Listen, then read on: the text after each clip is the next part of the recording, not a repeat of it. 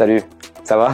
Bonjour et bienvenue sur ma chaîne, moi c'est Apu, je suis content de vous voir, sauf que je vous vois pas, c'est vous qui me voyez. Ça roule pour vous? Bon, je vais pas vous sortir le traditionnel « j'espère que vous allez bien » parce qu'en fait je suis sûr que oui. Aujourd'hui une vidéo de réflexion, pas de tuto, pas de programme, pas de communication ou de design, c'est une vidéo théorique qui je pense vous servira, vous inspirera, j'en suis persuadé. Je vais vous parler d'un truc aujourd'hui que je remarque depuis quelques temps. En fait très longtemps, on va poser le contexte. Vous avez toutes et tous déjà eu une idée incroyable, lumineuse. C'est le moment qui vous met dans un état d'excitation spécifique très fort et limite, ça vous met un peu en transe comme ça. Je viens d'avoir une idée horrible. Non, deux, même trois. Oh là là, oh là là, oh là là, j'ai plein d'idées. Oh, je suis trop fort.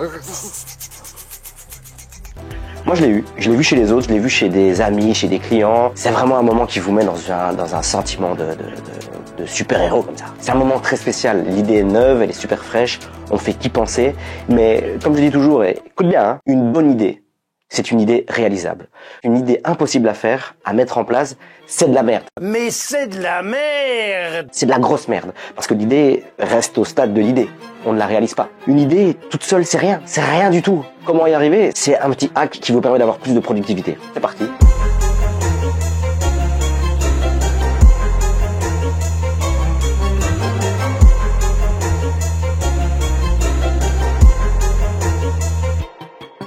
Allez, on coupe l'intro parce qu'en fait, on s'en tape, on démarre direct. Ce que je vais faire, c'est que je vais vous donner mes 5 étapes de la réalisation d'une idée. J'ai observé ça dans la collaboration à l'agence avec des clients ou même dans le privé, par exemple, organiser un anniversaire, une big teuf, un enterrement de vie de garçon ou de jeune fille. Les 5 grandes étapes. Penser, parler, écrire, faire et déléguer. C'est aussi simple que ça. Mais c'est important de se rendre compte de la problématique si on reste enfermé dans une de ces étapes. On commence par la première. Penser. Quand on a une idée, on y pense, elle trotte dans la tête, elle mûrit un petit peu mais ça reste flou, c'est des idées, il n'y a pas de structure. C'est une phase où on reste pas vraiment parce qu'en fait on est des êtres sociaux, on a besoin de communiquer, d'échanger avec les autres. C'est là qu'on arrive à la deuxième étape, c'est-à-dire parler.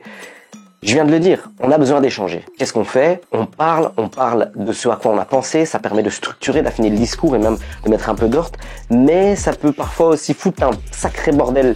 Parce que vous savez, quand vous avez cette l'impression que après avoir discuté avec quelqu'un, ça a encore plus le bazar dans la tête. C'est une étape dangereuse, c'est chronophage, ça implique de prendre du temps aux autres et surtout, vous faites rien. Vous faites rien du tout. Vous avez parlé, on vous a entendu, pas forcément écouté. Et même si on vous a écouté, il y a le risque que ce que vous avez dit n'est pas compris. Ou pire encore, que ce soit compris mais pas de la même manière que ce que vous avez dans votre tête. J'ai rien compris. Non, ou alors c'est moi? Non, moi non plus, j'ai rien compris. C'est pas facile à dire, quoi. Ce qu'il y a dans votre tête n'est pas forcément ce qui sort de votre bouche. Et ce qui rentre dans l'oreille de l'autre n'a pas de contrôle de ce que la personne va comprendre, de la forme que ça va avoir dans sa tête à elle. En clair, c'est le téléphone arabe entre votre cerveau, votre bouche, son oreille et son cerveau. Croyez-moi, ça fait du dégât. Le meilleur moyen d'optimiser les échanges, c'est la fameuse phrase « un bon dessin vaut mieux qu'un long discours ». C'est vrai, vous prenez une feuille, vous schématisez, vous tapez des mots, des flèches, vous avez un élément commun, un truc, je recommence. Vous prenez une feuille, vous écrivez, vous schématisez, vous mettez des mots, des flèches, et en fait, vous arrivez à avoir un élément commun qui vous permet de voir les choses de la même manière. C'est là qu'on arrive à l'étape qui est l'écriture. C'est l'étape la plus importante pour moi. En fait, elle est tellement logique que ça me fait rire d'en arriver à en parler. Parce que, sans déconner les gars, vous avez déjà remarqué le nombre de personnes qui ne dépassent pas l'étape de la parole, du blabla, je veux dire le nombre de gens qui vous disent ce qu'ils doivent faire, mais qui le font pas. Mais vous avez tout à fait raison. Qui s'arrêtent à la parlotte. Ouais, je vais faire ça, je vais faire ci, hein, il faut que... Déjà, faut que...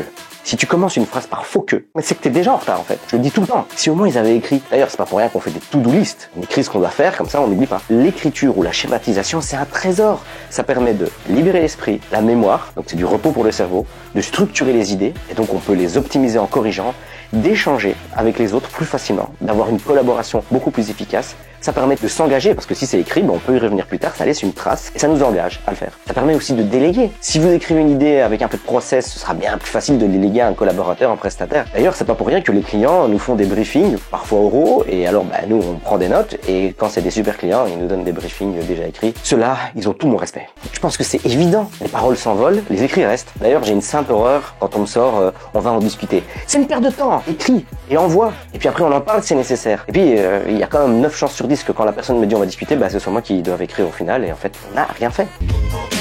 J'ai rien fait. Après, c'est bien d'écrire, mais faut le faire. C'est un peu comme cette vidéo. J'y ai pensé, je l'ai écrit, et puis il faut la tourner. devant la caméra. C'est un peu ce que je suis en train de faire en fait. L'étape la plus importante, faire. Alors ça paraît con. Il faut être complètement con pour ne pas s'en apercevoir. Ouais, c'est vrai, ça paraît très con. Mais là aussi, c'est pas facile. Enfin, c'est plus facile de pas le faire. On l'a écrit, on en a parlé, on y a pensé, et on repousse le moment de passer à l'action. C'est d'ailleurs pour ça qu'il y a plein de gens qui tournent autour du faire, autour du pot de je vais m'y mettre, quoi. Ce que je veux dire, c'est qu'ils y pensent, ils en parlent, ils écrivent beaucoup, hein, mais ils le font jamais. Et quelle perte de temps. Alors, comme on dit souvent, fait vaut mieux que parfait. Et c'est 1000% vrai. Parce que c'est clair qu'à force de vouloir être parfait, c'est pas bon. Vaut mieux sortir une première ébauche, puis une deuxième, puis une troisième, un petit peu l'améliorer, mais en tout cas, il faut commencer par quelque chose. En clair, faire, c'est commencer, puis recommencer, puis recommencer. C'est ça, être créatif. Il y a une vidéo là-dessus. Je vous mets la vignette. Être créatif, donc, c'est faire un truc, le refaire, l'optimiser jusqu'à ce qu'il soit mature, mais voilà. J'ai pas besoin de vous dire que c'est l'étape la plus importante, tellement c'est évident. Et son pire ennemi, c'est la procrastination. Vous savez tout ce que c'est la procrastination, Google, ChatGPT, dictionnaire. Et si vous n'avez pas envie de le faire, que vous avez écrit, que le briefing et l'explication et l'idée est claire, eh bien vous déléguez. C'est pas vraiment une étape, mais c'est plutôt une alternative à l'étape du faire. Ah oui, c'est pour ça qu'on engage des gens, c'est pour ça qu'on travaille avec des prestataires. C'est pour faire ce qu'on ne veut pas faire, qu'on n'a pas le temps de faire. C'est tout. C'est aussi simple que ça. Tu veux pas le faire, tu délègues. Et tu fais ce en quoi tu es bien plus doué, plus balèze et ce qui te plaît. Vous serez surpris de la capacité des gens à faire des trucs pour les autres. Des trucs qu'ils feraient même pas pour eux. Parce que oui, en fait, il y a un vrai plaisir à être au service des autres. Ça donne une place, un rôle, une satisfaction, de l'argent, un salaire. La clé, c'est donc de savoir faire. Avant, on a le savoir-faire. Et ici, on a le savoir-faire faire aux autres. Vraiment, pour ceux qui sont dans l'entrepreneuriat, déléguer, c'est la clé. Pour déléguer, faut bien parler, faut bien écrire, faut le faire pour montrer l'exemple et aussi affiner l'écriture. Mais quand vous arrivez à bien déléguer, vous êtes le boss du game.